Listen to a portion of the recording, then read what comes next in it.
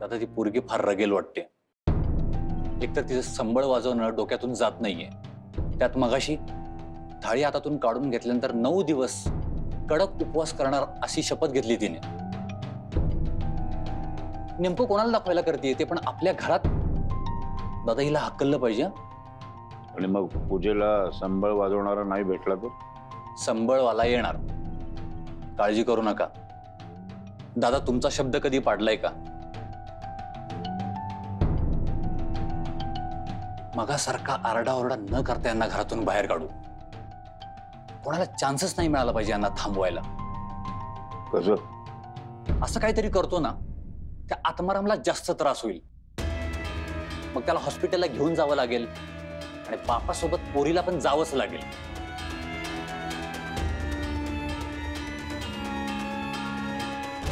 दादा संबळवाला पण येणार आणि ती रगेल पोरगी आपल्या घरातनं बाहेर पण जाणार।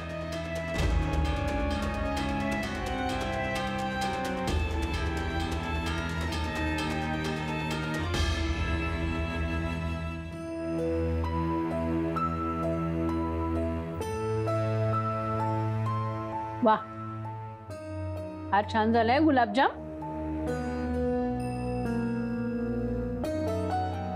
पदार्थांची चव जशी जिभेला कळते ना तशी शब्दांची कळायला हवी होती, मग तिने तुला बोलूच दिलं नसतं माधवी।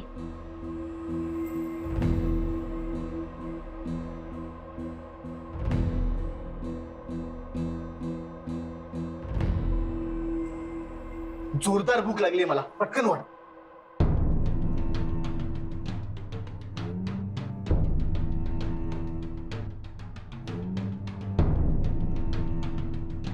काय झालं? माझं काही चुकलंय का? अरे तुझं काहीच चुकलं नाही, तसा रिवाज आहे आपला, पुरुषांना वाढल्याशिवाय बायका जेवत नाहीत।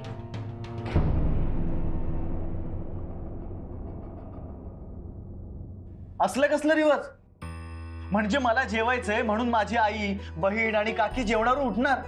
तर आई तू पण प्लीज, तुम्ही सगळे खाली बसा। अरे अरे प्लीज यार बसा ना। आई तू बस, काकी बस ना। हो बस।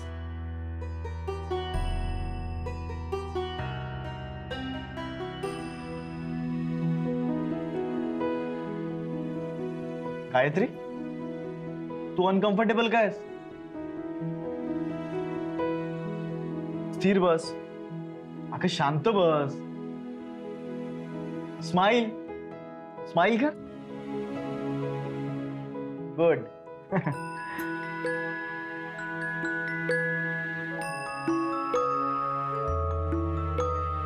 तुम्ही जेवत का नाही आहात? अरे तू सुरुवात कर, तू सुरुवात केलीस की जेवतो आम्ही पण। अरे यार आशा थांब, वाढू नकोस। तुम्ही जर असं वागणार असाल ना तर मला जेवायचं नाही। अरे सारंग, झालं म्हणजे आता अजून एक जण उपाशी राहणार आहे।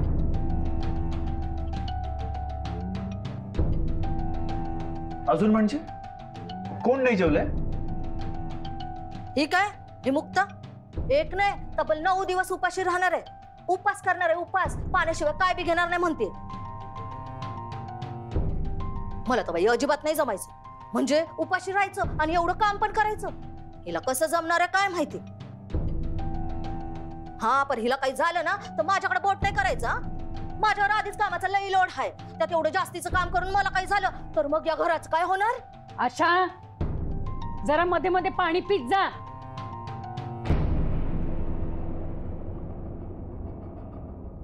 आई अगं मला जस्ट आठवलं, मला एक इम्पॉर्टंट फोन कॉल करायचा आहे आणि खूप वेळ चालेल। माझं ताट तू माझ्याच रूम मध्ये पाठव। हा सारंग, अगं आई पटकन, खूप इम्पॉर्टंट कॉल आहे मला। मी आलो, मी आलो।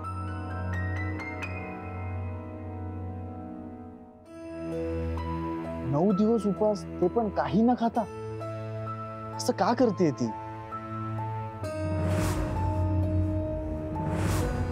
काहीतरी चुकीचं घडतंय, तिचा चेहरा पण सांगत होता। नेमकं काय घडतंय कळायला पाहिजे।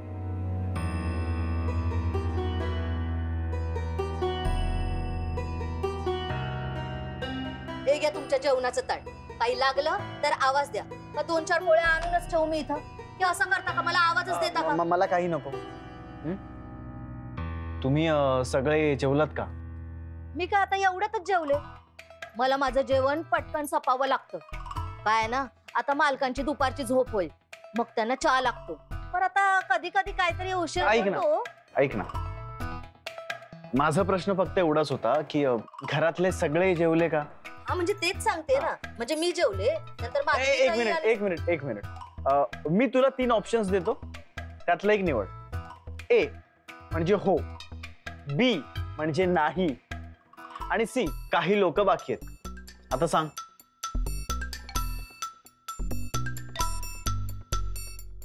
काय झालं? तू नर्वस का झालीस?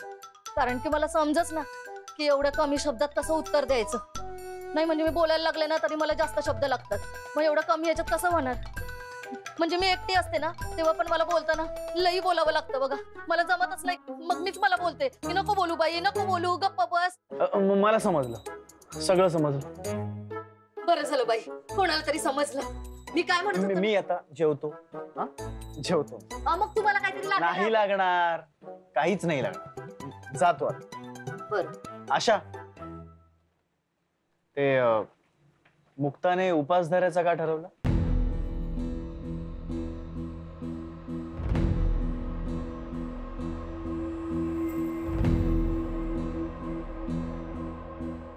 बोल.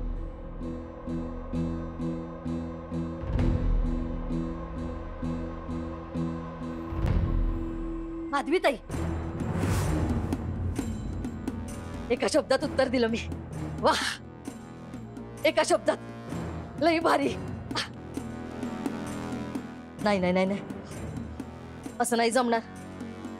मी एका शब्दात उत्तर दिलं तर मग साचलेल्या त्या सगळ्या शब्दांचं काय होणार? ते माझ्या पोटात उड्या मारून घायाळ करतील ना मला. नाही नाही, मला नाही जमणार बाई. नाही नाही नाही नाही, असं नाही जमणार, असं नाही जमणार. हे माझा संशय खरा होता. माधवी काकीमुळेच तिने उपास धरलाय.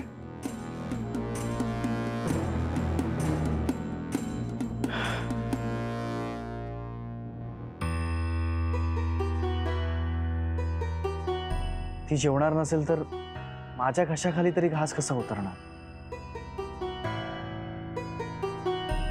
ठरलं, जोपर्यंत ती जेवणार नाही ना तोपर्यंत मी पण जेवणार.